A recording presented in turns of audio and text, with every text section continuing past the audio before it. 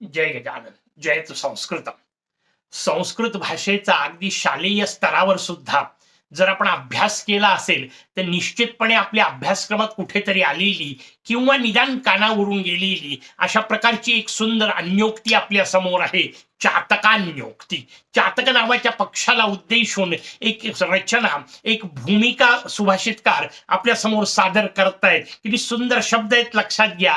रे रे चातक सावधान मनसा मित्र क्षणम श्रूयताम अंभोदः बहवो हि सन्ति गगने सर्वेपि नयितादृशाः केचित् वृष्टिभिः आर्द्रयन्ति वसुधां गर्जन्ति केचित् वृथाः यं यं पश्यसि तस्य तस्य पुरतो मा ब्रूहि दीनं वचाः.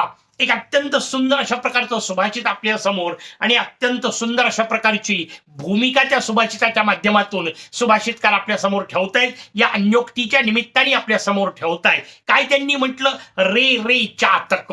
रे हा शब्द केवळ समोरच्याला संबोधन केल्यासारखं, लक्ष वेधण्यासाठी एकदाच नाही म्हटला, दोनदा वापरला. द्वित्व केव्हा केल्या जातं, द्विरुक्ती केव्हा केली जाते, त्याचं उत्तर आहे जेव्हा एखादी गोष्ट ठामपणे सांगायची असते. नुसतं नको असेल तर फक्त नको म्हणून मोकळ होऊ, पण अगदी बिलकुलच नको असेल तर आपण नको नको नको नको म्हणतो. या वाक्याचा अर्थ बिलकुल नको आहे. ठासून सांगायचंय, ठामपणे मांडायचंय, तेव्हा जी रचना असते तसं पूर्णपणे लक्ष वेधायचंय म्हणून मुद्दाम दोनदा वापरलं. रे रे चातक. हे चातका. चातक नावाचा एक पक्षी आहे. त्याचं वर्णन जे आपल्याकडे काव्यशास्त्रात आहे ते मोठं चिंतनीय आहे आणि त्या वर्णनाच्या आधारेच तो पुढचा सगळा भाग आपल्याला समजून घेता येणार आहे. कशाला म्हणतात चातक? थोडासा चिमणीपेक्षा थोडासा मोठा पक्षी असतो. या पक्षाचं वैशिष्ट्य असं सांगितलं की हा फक्त ढगातून पडणारच पाणी पितो. जमिनीवर पडलेलं जे पाणी आहे, मग त्यात नदी असेल, नाला असेल, विहीर असेल, कुठल्याही प्रकारचं जलाशय ज्याला आपण म्हणतो त्यातलं पाणी पित नाही. तो प्रत्यक्षात असं करतो की नाही हे पक्षीशास्त्राच्या दृष्टीने मला नाही सांगायचंय. मला सांगायचंय आपल्याला त्याची जी कल्पना साहित्यशास्त्रात आहे त्याच्या आधारे आणि त्यातून पुढे साहित्य स्वरूपामध्ये सुभाषितकारांना जे सांगायचंय त्या दृष्टीने मी आपल्याला सांगतोय की चातक नावाचा हा जो पक्षी तो थेट ढगातलंच पाणी पितो. आता मला सांगा, ज्याला असं फक्त ढगातलंच पाणी प्यायचंय त्याच्या दृष्टीने पाऊस किती महत्वाचा आहे, त्याच्या दृष्टीने ढग किती महत्वाचा आहे, कारण त्याचं जगणंच त्याच्यावर आहे. आपलं जगणं केवळ ढगावर नाहीये, लक्षात घ्या. ढगानीच पाणी पाडल्यानंतर बाकीकडे येतं हे बरोबर आहे, पण जेव्हा आकाशात ढग नाहीत तेव्हा आपण जलाशयातल्या जलाचा उपयोग निदान करू शकतो, बाकी सगळ्या प्राण्यांच्या बाबतीत. म्हणून आपल्याला प्रत्येक वेळा ढग तितके आकर्षक किंवा तितके आवश्यक वाटणार नाहीत जितके ते त्या चातकाला वाटतात. ती भूमिका व्यवस्थित समजून घ्यायची. मग तो चातक जो केवळ आणि केवळ ढगावरच अवलंबून आहे, त्या चातकाच्या दृष्टीने ढग किती महत्वाचे असतील, त्याला किती आकर्षण वाटत असेल, त्याला किती त्याचं महत्व वाटत असेल, असा तो चातक. त्याला उद्देशून सुभाषितकार सांगतायत रे रे चातक सावधान मनसा मित्र क्षणम श्रूयताम. हे मित्रा तू थोडा वेळ ऐक, मी जे सांगतोय ते क्षणभर ऐक. काय सांगतोय? मित्रत्वाच्या नात्याने सांगतोय. त्यांनी त्याला मित्र म्हटलं. मोठी सुंदर रचना आपण पाहतोय. चांगला सल्ला देणे, हिताचा सल्ला देणे, न मागता सुद्धा सल्ला देणे, हे जे मित्रत्वाचे गुण आहेत ना, त्या गुणांचा विचार करून जणू काही कवी म्हणतोय की अरे मित्र आहे मी तुझा, मित्र म्हणून तुला सांगतो, थोडंसं ऐक. मग सावधान मनसा ऐक. ऐकायचं कसं तोही फार महत्वाचा विषय आहे. सावधान मनानी ऐक. आपण कानांनी ऐकतो सामान्यतः, पण लक्षात घ्या कानांनी नाही ऐकायचं, मनानी ऐकायचंय. याचा अर्थ जे ऐकलं त्याचं नुसतं श्रवण होऊन उपयोग नाहीये. बारकाई आपल्या शास्त्रकारांनी जे वेगवेगळे मुद्दे सांगितले ते समजून घ्या. पहिली गोष्ट सांगितली श्रवण, पण दुसरी गोष्ट सांगितली मनन असलं पाहिजे. श्रवण असून नुसतं उपयोग नाही, कानावर नुसतं पडून उपयोग नाही, त्याच्यावर चिंतन झालं पाहिजे. कारण तरच ते आचरणात येईल. नुसताच कानावर दिवसभराचा सगळाच गोंधळ आपल्या कानावरून जात राहतो, त्याने आपल्यावर कुठं परिणाम होतो. कितीतरी गोष्टी आपण ऐकतो, कुठं लक्षात राहतात? लक्षात त्याच राहतात ज्या मन लावून ऐकलेल्या असतात, किंवा ज्या गोष्टीकडे आपलं मन गेलेलं असतं त्याच गोष्टी लक्षात राहतात. ही जी भूमिका आहे ती व्यवस्थित समजून घ्या. आणि म्हणून तो म्हणतोय, मी जे सांगतोय ना ते नुसतं कानानी नको ऐकू, मनानी ऐक. सावधान मनसा. आणि ते मन सुद्धा कसं सावधान असलं पाहिजे, लक्षपूर्वक. जो सांगतोय त्याच्या सांगण्यावर लक्ष असलं पाहिजे. केव्हा असेल? साधा हिशोब आहे, सांगण्यावर लक्ष तेव्हाच असेल. दोनच प्रक्रिया असू शकतात. एक, ते सांगितलेलं माझ्या कामाचं आहे याच्यावर माझा विश्वास असेल तरच मी लक्ष देऊन ऐकतो, कारण त्यात माझा उपयोगाचा विषय आहे, स्वार्थ आहे चांगल्या अर्थाने.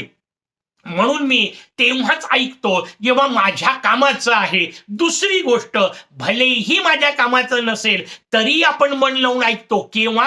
जेव्हा सांगणारा आपला असेल.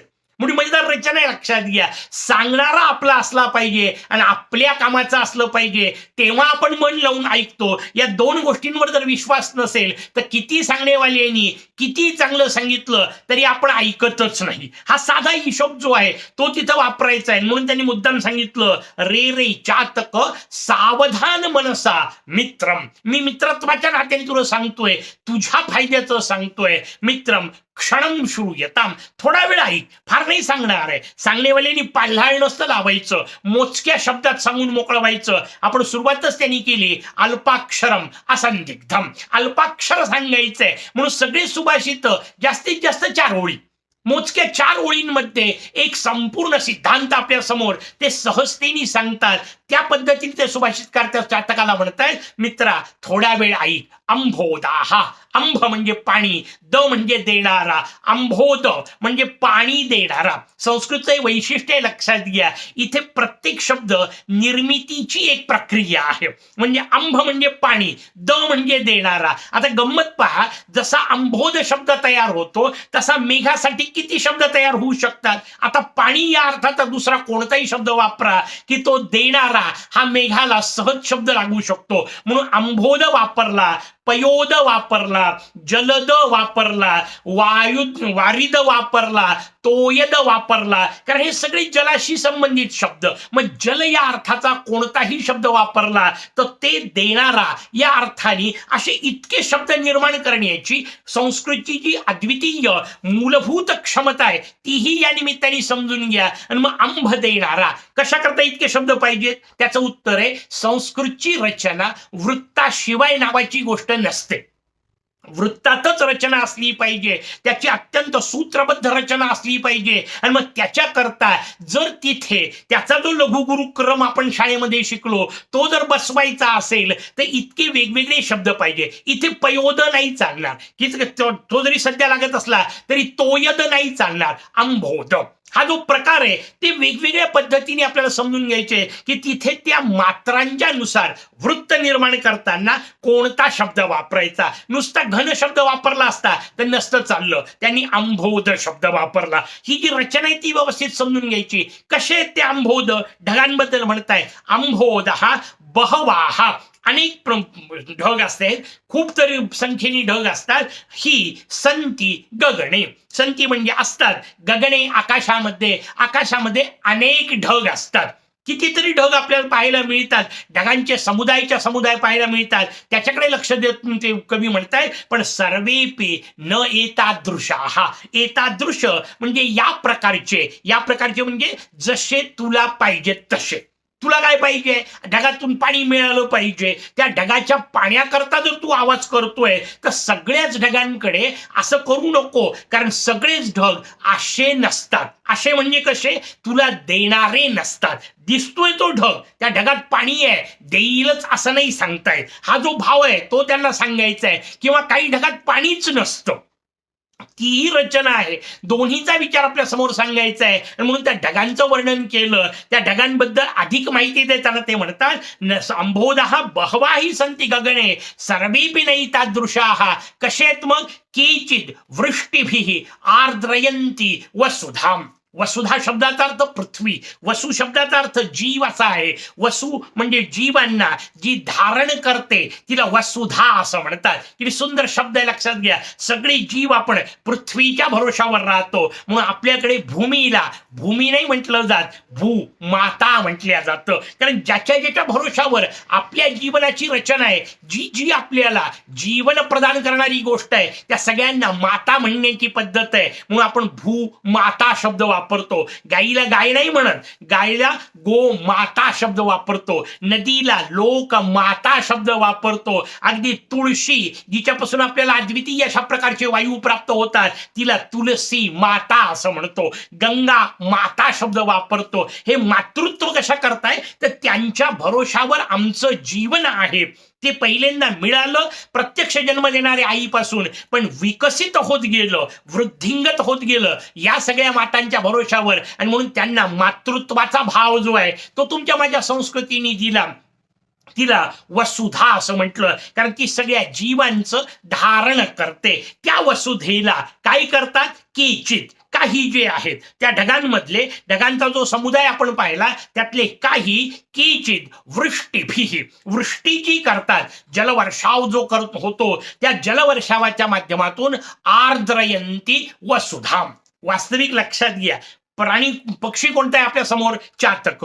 केवढा असणार आहे, छोटासा चिमणीपेक्षा थोडा मोठा असणारा पक्षी.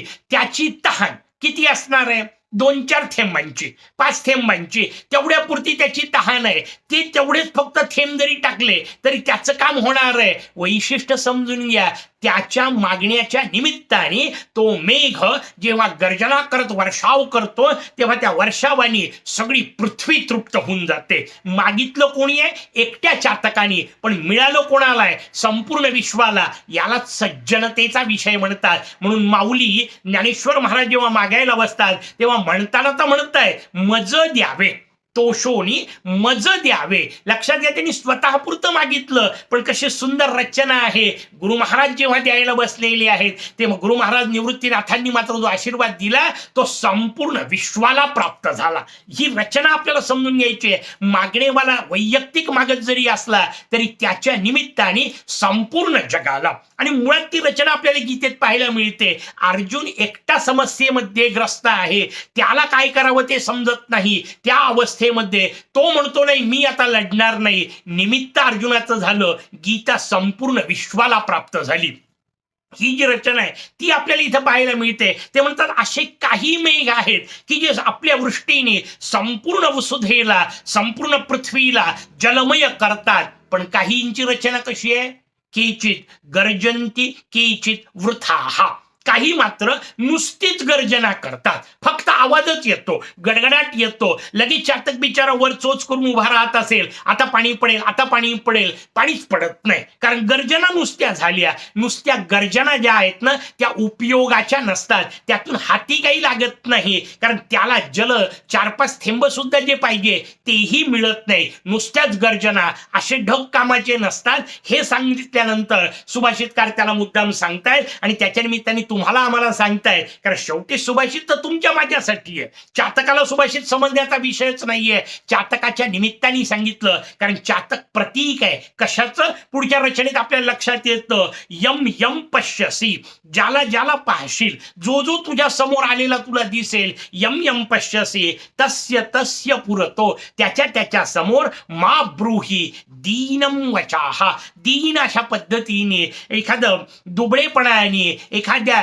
लाचारीने त्याच्या समोर लगेच वचन म्हणजे बोलू नको, तोंड उघडू नको. कारण तिथं तोंड उघडण्याचा विषय, चोच उघडण्याचा विषय आहे. तो चोच उघडून बिचारा चातक जोरात त्याच्या दिशेने, मेघाच्या दिशेने पाहून मोठ्याने किंचाळतो, दे रे पाणी. पण मेघ सगळेच देतात असं नाही. काही मेघातून मिळतं, सगळ्या जगाला मिळतं, आणि काही नुसतेच गर्जना करतात. लक्षात घ्या, चातकाच्या निमित्ताने आपल्याला सुभाषितकार सांगू पाहताय की आपली अवस्था चातकासारखी नसली पाहिजे. आपली अवस्था चातकासारखी, याचा अर्थ चातक प्रतीक आहे. कशाचं, याचक.